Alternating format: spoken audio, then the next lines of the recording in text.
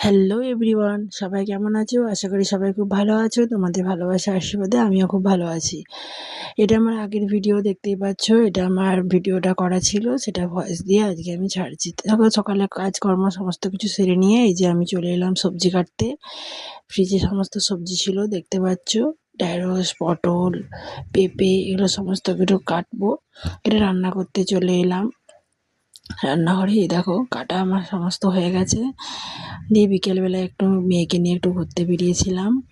রথে, দেখতে পাচ্ছ, রথের মেলায় যাচ্ছি। দেখছি এখনো কিছু মেলা আছে, সেই জন্য রথের মেলায় যাচ্ছি আমরা মা মেয়েতে। বৃষ্টি হয়েছে, রাস্তার অবস্থা দেখতেই পাচ্ছ। বৃষ্টিতে রাস্তা পুরো ভিজে হয়ে আছে, চারিদিক ভিজে। মাথার উপর এখনো বৃষ্টি পড়ছে, তাও ওই চলে এলাম রথের মেলাতে। কিন্তু রথের মেলায় এসে দেখছি, ওরে বাবা কি ভিড়! তোমরাই দেখো বন্ধুরা, প্রচণ্ড ভিড়।